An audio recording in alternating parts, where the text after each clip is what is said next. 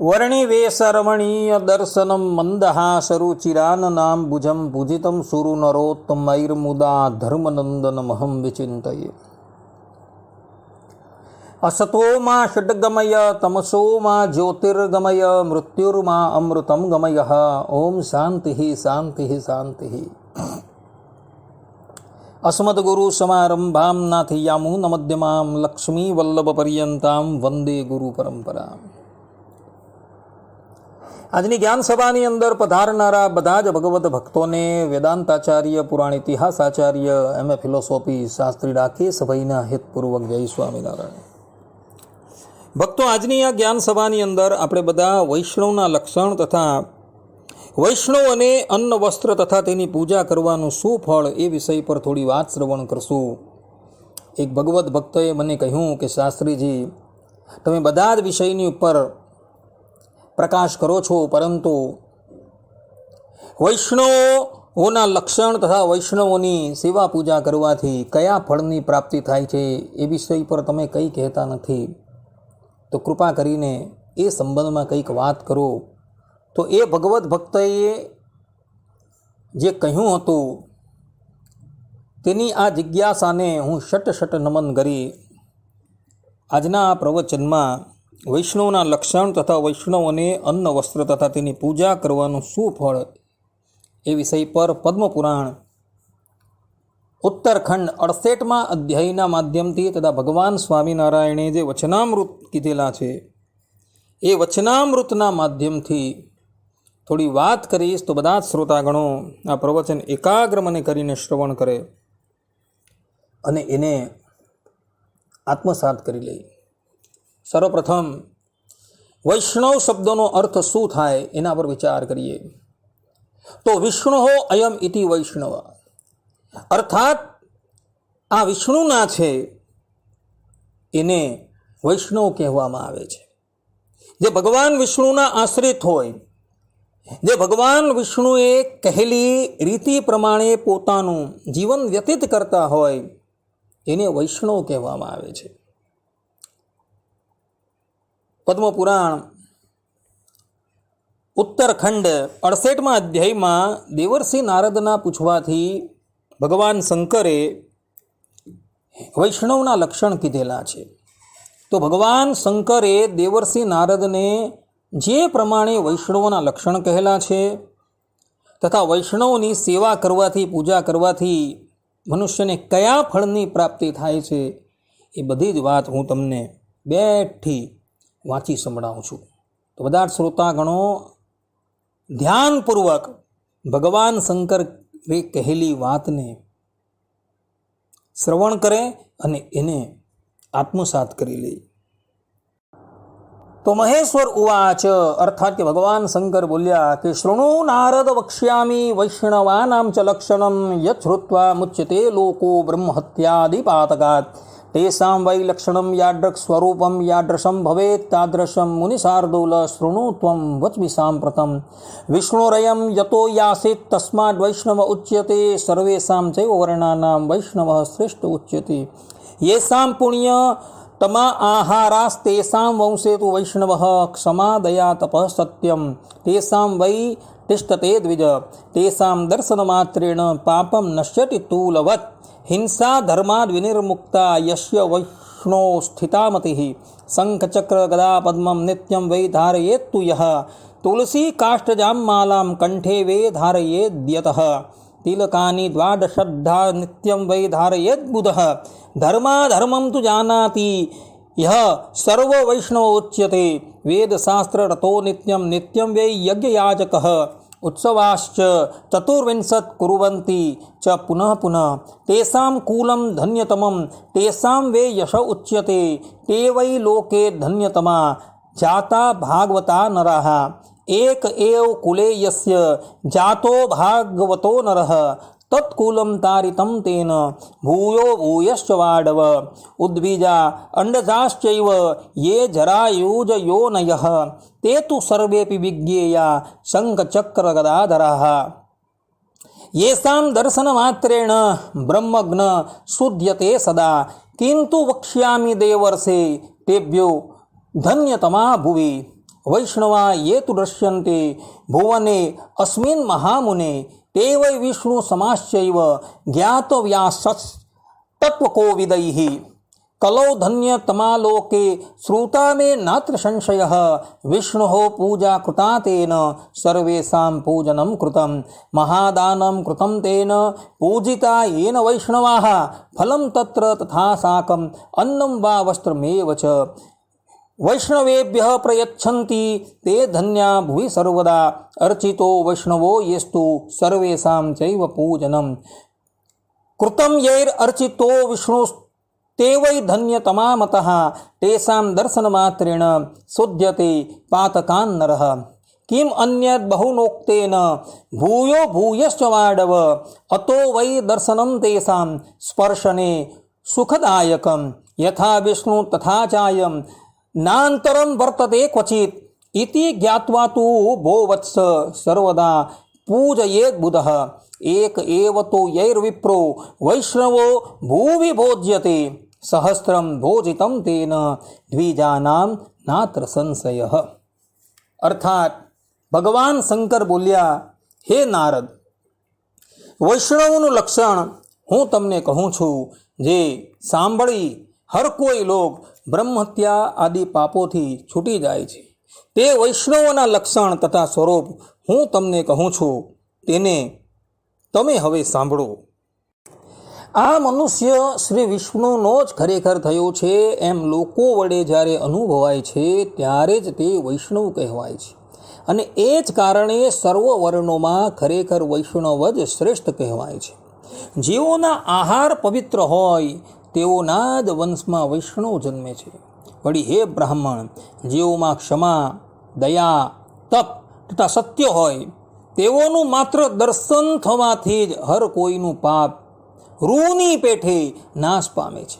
અને જેની બુદ્ધિ હિંસા ધર્મથી રહિત થઈ કેવલ શ્રી વિષ્ણુમાં જ સ્થિર રહી હોય, તેમજ જે મનુષ્ય શંખ, ચક્ર, ગદા અને કમળ, ગળામાં તુલસીની માળા ધારણ કરે, વળી જે વિદ્વાન હોય 12 પ્રકારના અથવા તો 8 પ્રકારના અથવા તો 4 પ્રકારના તિલકોને પણ ધારણ કરે, તેમજ ધર્મ તથા અધર્મને પણ જે જાણે સમજે તે જ ખરો વૈષ્ણવ કહેવાય છે.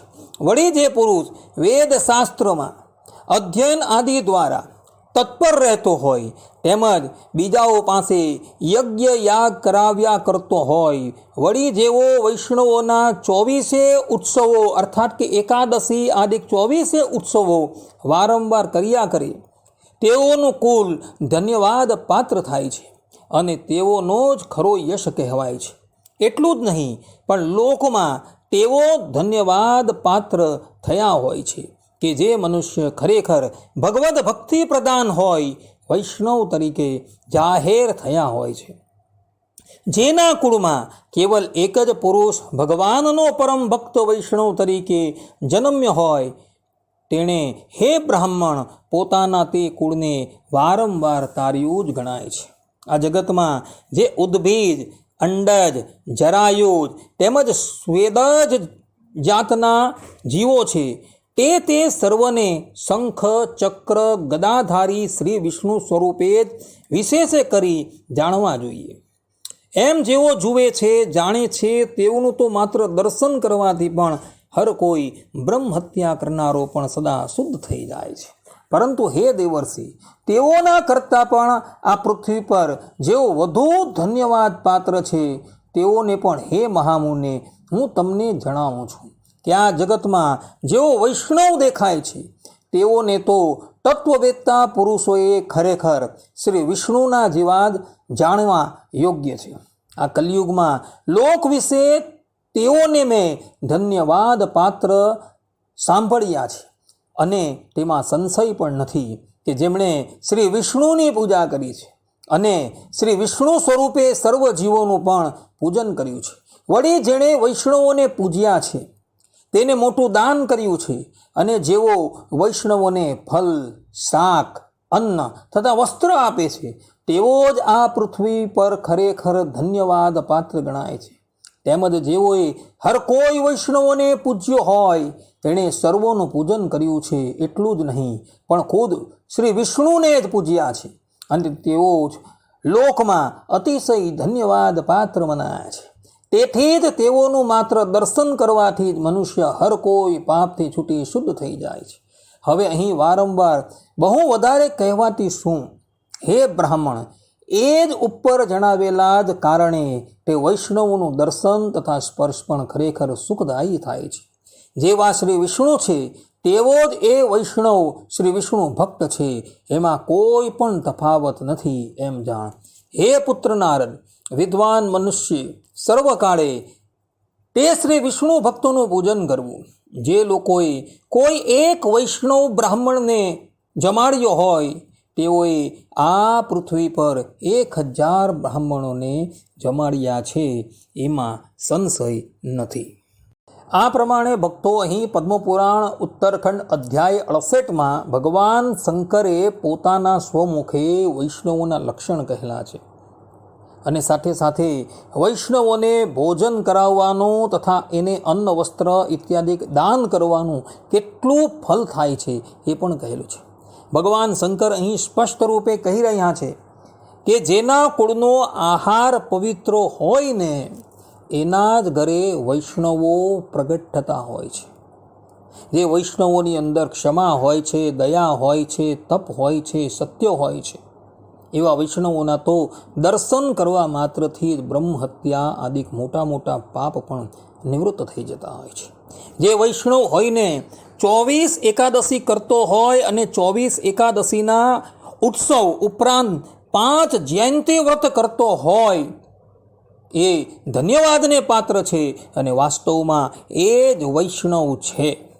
આવા વૈષ્ણવો જે કુળની અંદર પ્રગટ થાય છે એ કુળની હજારો પેઢીઓ ભગવદ્ ધામની અંદર જતી રહે છે. જે વૈષ્ણવ હોય એ વૈષ્ણવના બંને હાથ પર શંખ, ચક્ર, ગદા અને પદ્મ આ 4 તપ્ત મુદ્રા હોય, એના કંઠની અંદર તુલસીની માળા હોય તથા લલાટ છે, હૃદય છે અને બંને હાથો પર અથવા તો શરીરના 12 અંગો પર ઉર્ધ્વપુંડ તિલક કરાયેલું હોય એ જ વાસ્તવની અંદર વૈષ્ણવ છે. જે સંપૂર્ણ જગતને ભગવત રૂપે દેખે છે, કોઈ પણ જીવાત્માનો જે અનાદર કરતો નથી, એ જ વાસ્તવની અંદર વૈષ્ણવ છે. અને આવા વૈષ્ણવો હોય તેને અન્ન છે, વસ્ત્ર છે, જલ છે ઇત્યાદિક જો આપવામાં આવે તો એ આપનારો ખરેખર ધન્યવાદને પાત્ર છે. ભગવાન શંકર અહીં કહી રહ્યા છે કે જે લોકોએ વૈષ્ણવોનું પૂજન કરેલું છે એણે સંપૂર્ણ જગતનું પૂજન કરી દીધું છે. ભગવાન શંકરે એ વાત પણ કહેલી છે કે જે પ્રમાણે ભગવાન વિષ્ણુ છે તે જ પ્રમાણે એના ભક્તો છે. ભક્તને ભગવાનની અંદર ક્યારેય પણ ભેદ નથી, છતાં પણ ભગવાનની સેવા કરતાં પણ ભગવાનના ભક્તની સેવાનું અધિક ફળ છે. આ સંબંધની અંદર ભગવાન સ્વામિનારાયણ પોતાના વચનામૃતમાં બહુ સરસ વાત કહે છે. ગધડા મધ્યના 28મા વચનામૃતમાં ભગવાન સ્વામિનારાયણ કહે છે કે જે ભગવાનના ભક્તની સેવા ચાકરી કરે તે ઉપર તો અમારે અતિશય રાજીપો થાય છે. ભગવાન સ્વામિનારાયણ પોતાના સ્વમુખે કહે છે કે જે ભગવાનના ભક્તની સેવા કરે છે ને એના પર હું અતિશય પ્રસન્ન થાઉં છું. એ જ વચનામૃતમાં ભગવાન સ્વામિનારાયણ કહે છે. અને વળી જીવને ભગવાનને રાજી કર્યાનો ઉપાય તો મન, કર્મ, વચને ભગવાનના ભક્તની સેવા કરવી એ જ છે. અને ભગવાનના ભક્તોનો દ્રોહ કરવો એ ભગવાનને કુરાજી કરવાનો ઉપાય છે. જે પણ કોઈક મનુષ્યએ ભગવાનને રાજી કરવા હોય તો એણે મન, કર્મ અને વચને કરી ભગવાનના ભક્તની સેવા કરવી. ભગવાનના ભક્તની સેવા કરવાથી ભગવાન શ્રીહરિ શીઘ્રાતિશીઘ્ર પ્રસન્ન થઈ જાય છે. જેનું દૃષ્ટાંત રામાયણની અંદર રહેલા શત્રુઘ્નજી છે. રામાયણ પર અનેક મહાનુભાવોએ ટીકા કરેલી છે. એ ટીકાની અંદર રામાનુજ સંપ્રદાયના ગોવિંદ સ્વામીની ભૂષણ ટીકા અતિશય માન્ય છે. અને એ ગોવિંદ સ્વામી વાલ્મીકી રામાયણની ટીકાની અંદર કહી રહ્યા છે કે રામની અંદર સામાન્ય ધર્મ છે લક્ષ્મણની અંદર વિશેષ ધર્મ છે, ભરતજીની અંદર વિશેષતર ધર્મ છે અને શત્રુઘ્નજીની અંદર વિશેષતમ ધર્મ છે. એનું કારણ શત્રુઘ્નજી ભરતજીની સેવામાં નિયુક્ત છે અને ભરતજી પરમ ભાગવત છે. લક્ષ્મણજી ભગવાન શ્રી રામની સેવામાં નિયુક્ત છે, એટલે એમના ધર્મની અંદર વિશેષતા છે. જ્યારે ભરતજી ભગવાન શ્રી રામની સેવામાં નિયુક્ત છે, પરંતુ એવો કોઈ વાતનો આગ્રહ નથી કરતા. લક્ષ્મણજીની સેવાની અંદર તો આગ્રહ પણ જોવા મળે છે, જ્યારે ભરતજીની સેવામાં કોઈ પણ જાતનો આગ્રહ નથી. ભગવાન શ્રી રામ એમને જે કહે તે જ પ્રમાણે એ કરતા હોય છે.